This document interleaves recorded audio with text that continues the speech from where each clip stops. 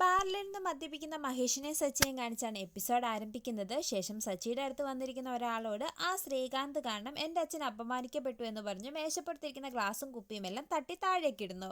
ശേഷം അയാൾ തൻ്റെ ഭാര്യ മരിച്ചിട്ട് 16 ദിവസമായെന്നും ഞാനൊന്ന് വഴക്ക് പറഞ്ഞതിൻ്റെ പേരിൽ അവൾ ആത്മഹത്യ ചെയ്തുവെന്നും ഇപ്പോഴത്തെ പെണ്ണുങ്ങൾക്ക് മനസ്സുറപ്പില്ലെന്നും ഒന്ന് പറഞ്ഞ് രണ്ടാമത്തേന് അവൾ ആത്മഹത്യ ചെയ്യുമെന്നും അയാൾ പറയുന്നതോടെ സച്ചി ഞെട്ടിപ്പോകുന്നു. തുടർന്ന് രേവതി പറഞ്ഞതെല്ലാം ഓർക്കുന്ന സച്ചി രേവതി ആത്മഹത്യ ചെയ്യുമോ എന്നോർത്ത് ടെൻഷൻ അടിക്കുകയും നമുക്ക് പോകാമെന്ന് പറഞ്ഞ് മഹേഷിനെ കൊണ്ട് അവിടെ നിന്ന് പോവുകയും ചെയ്യുന്നു.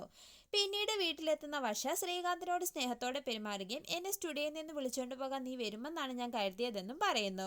തുടർന്ന് ശ്രീകാന്തിന്റെ മുഖത്തെ പാട് കാണുന്ന വർഷയ്ക്ക് സങ്കടമാവുകയും കാര്യം തിരക്കുന്ന വർഷയോട് വാഷ്റൂമിൽ വീണതാണെന്ന് ശ്രീകാന്ത് കള്ളം പറയുകയും ചെയ്യുന്നു.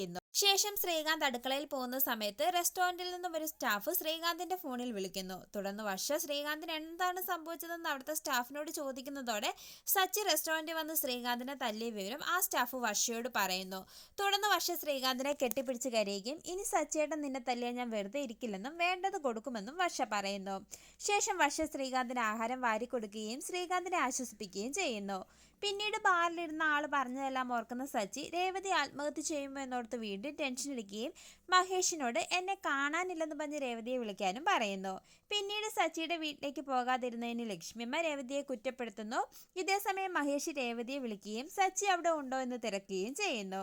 ശേഷം സച്ചി മഹേഷിനോടൊപ്പം തന്നെ ഉണ്ടെന്ന് മനസ്സിലാക്കുന്ന രേവതി ഫോൺ കട്ട് ചെയ്യുന്നു. ശേഷം രേവതി ഒന്നും മിണ്ടുന്നില്ലെന്നും മഹേഷ് പറയുന്നതോടെ വിഷമിച്ചിരിക്കുന്ന സച്ചിയെ കാണിച്ച് എപ്പിസോഡ് അവസാനിക്കുന്നു.